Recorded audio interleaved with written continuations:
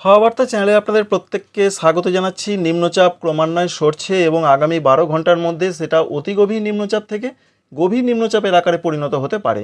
নিম্নচাপ দেখতেই পাচ্ছেন যে ছত্তিশগড় এবং মধ্যপ্রদেশ সংলগ্ন জায়গার দিকে সেটা অবস্থান করছে, তবে যা আপডেট রয়েছে এটা পশ্চিম দিকে আরও অগ্রসর হবার সম্ভাবনা রয়েছে। এই নিম্নচাপের জন্য ভারতবর্ষের বিভিন্ন জায়গায় অরেঞ্জ অ্যালার্ট জারি রয়েছে, রেড অ্যালার্ট জারি রয়েছে।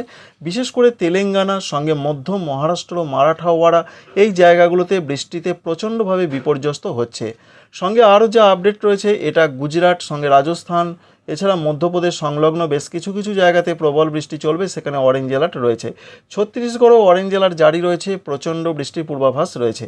তবে আগামী কয়েকদিনের যা পূর্বাভাস রয়েছে এই নিম্নচাপ বিশেষ করে আরও পশ্চিম দিকে এইভাবে অগ্রসর হতে হতে রাজস্থান সংলগ্ন জায়গার দিকে যেতে পারে। তারপর 48 ঘন্টার মধ্যে সেটা একদম নিঃশেষ বা শক্তি হারিয়ে ফেলতে পারে। এই নিম্নচাপের প্রভাবের জন্য প্রচুর পরিমাণে জলীয় বাষ্প বাংলার আকাশে রয়েছে। তার ফলে 24 পরগনা, মেদিনীপুর এবং সংলগ্ন বেশ কিছু কিছু জায়গাতে বিক্ষিপ্ত হালকা মাঝারি বৃষ্টি অধিকাংশ জায়গাতেই হচ্ছে এবং আজকেও সেই পূর্বাভাস থাকছে। বিশেষ করে কলকাতা, হাওড়া, হুগলি, উত্তর এবং দক্ষিণ 24 পরগনা, পূর্ব এবং পশ্চিম মেদিনীপুর, ঝাড়গ্রাম, বাঁকুড়া, পুরুলিয়া, পূর্ব বর্ধমান, পশ্চিম বর্ধমান, নদিয়া, বীরভূম, মুর্শিদাবাদ এই জেলাগুলোতে তাই সকালের পর থেকে বিক্ষিপ্ত হালকা মাঝারি বৃষ্টিটা কিন্তু চলছে। তবে আগামীকাল বৃষ্টির সম্ভাবনা দক্ষিণবঙ্গের জেলাগুলোতে আরও কমে যাবে। আগামীকালে যা খবর রয়েছে বৃষ্টির সম্ভাবনা শুধুমাত্র থাকছে নদিয়া, বীরভূম, মুর্শিদাবাদ সঙ্গে উত্তর এবং দক্ষিণ 24 পরগনা। এবং আগামীকালের অন্যান্য জেলাগুলোর যে আপডেট রয়েছে বিক্ষিপ্ত কিছু কিছু জায়গায় হতে পারে বিরাট গুরুত্বপূর্ণ আগস্ট মাসের 1 তারিখের যা পূর্বাভাস রয়েছে পশ্চিমবঙ্গের দক্ষিণবঙ্গের জেলাগুলোতে বিশেষ করে বৃষ্টিটা বিক্ষিপ্ত চলবে। নদিয়া জেলা, বীরভূম জেলা, মুর্শিদাবাদ জেলা সঙ্গে রয়েছে পার্শ্ববর্তী পূর্ব বর্ধমান, এখানে কিছুটা বিক্ষিপ্ত বৃষ্টি হতে পারে। অন্যান্য জেলাগুলোতে সেরকম বৃষ্টির খবর নেই, তবে বিক্ষিপ্ত বৃষ্টিটা যেহেতু বর্ষাকাল হতে পারে এটা বলা হয়েছে, এমনটাই সম্ভাবনা থাকছে। ঝাড়খণ্ডের ক্ষেত্রেও সেরকম পূর্বাভাসটা রয়েছে। দেখতে পাচ্ছেন ঝাড়খণ্ডের দিকে পশ্চিম দিকের জেলাগুলোতে কিন্তু বিক্ষিপ্ত হালকা মাঝারি বৃষ্টিটা চলবে। তবে 2 তারিখ থেকে যা পূর্বাভাস উত্তরবঙ্গে ব্যাপক পরিবর্তনের সম্ভাবনা থাকছে। তবে পশ্চিমবঙ্গে 2 তারিখে দক্ষিণবঙ্গে উপকূলবর্তী জেলাগুলোতে কিছুটা বৃষ্টিপাত হতে পারে।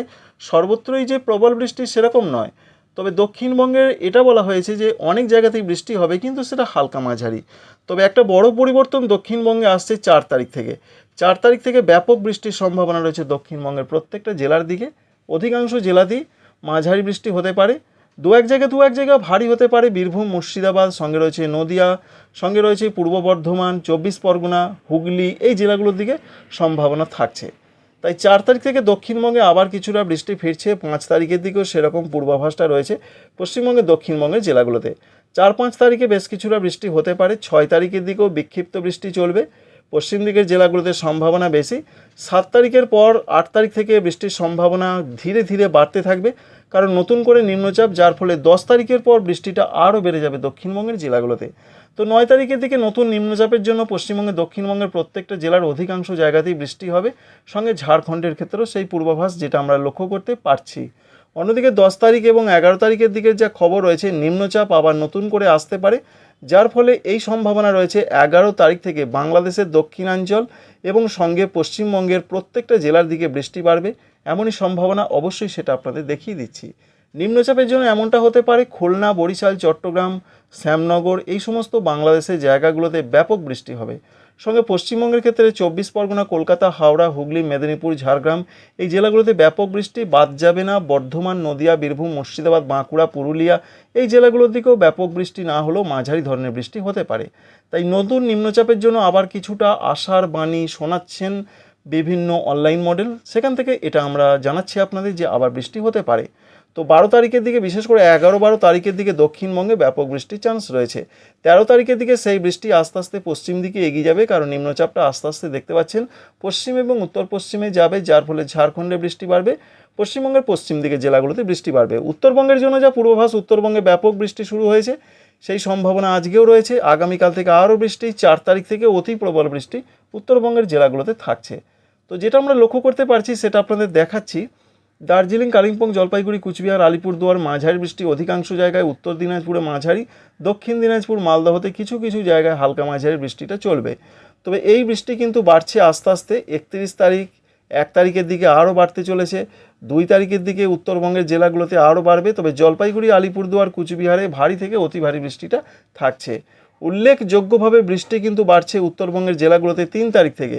3 তারিখে প্রত্যেকটা জেলার অধিকাংশ জায়গাতেই বৃষ্টি হবে, সঙ্গে মাঝারি থেকে ভারী, 2-1 জায়গায় অতি ভারী সম্ভাবনা জলপাইগুড়ি, আলিপুরদুয়ার, কুচবিহার এই জেলাগুলোর দিকে রয়েছে। তবে 4 তারিখে দার্জিলিং, কালিম্পং, জলপাইগুড়ি, কুচবিহার, আলিপুরদুয়ার এই 5টি জেলার দিকে ভারী থেকে অতি ভারী, সঙ্গে উত্তর দিনাজপুর, দক্ষিণ দিনাজপুর, মালদহতে মাঝারি থেকে ভারী বৃষ্টি হতে পারে সম্ভাবনা, এমনটাই দেখতে পাচ্ছি আমরা 4 এবং 5 আগস্ট মাসে। এমনটা সম্ভাবনা প্রধানত রয়েছে আসাম, মেঘালয়, অরুণাচল প্রদেশে ব্যাপক বৃষ্টি। আসামে বন্যা পরিস্থিতি চলছে, সেই অবস্থায় যা পূর্বাভাস আবারও প্রবল বৃষ্টি আসতে পারে। এই বৃষ্টি কতদিন চলতে পারে উত্তরবঙ্গে? এই বৃষ্টি 6 তারিখ পর্যন্ত ব্যাপকভাবে চলবে। 7 তারিখ থেকে বৃষ্টি উত্তরবঙ্গের জেলাগুলোতে কমবে, 8 তারিখ থেকে আরও কমবে, 9 তারিখ থেকে উত্তরবঙ্গের জেলাগুলোতে অনেকটা বৃষ্টি কমতে পারে। এই আপডেট আপনাদের জানাচ্ছি। তো মোটামুটি সংক্ষেপে কিন্তু সমস্ত কিছুই আপনাদের কভার করে জানালাম যে বাংলার আবহাওয়া কোথায় কেমন থাকতে পারে। ভালো লাগলে অবশ্যই লাইক করবেন, চ্যানেলকে সাবস্ক্রাইব করে রাখবেন। Thanks for watching.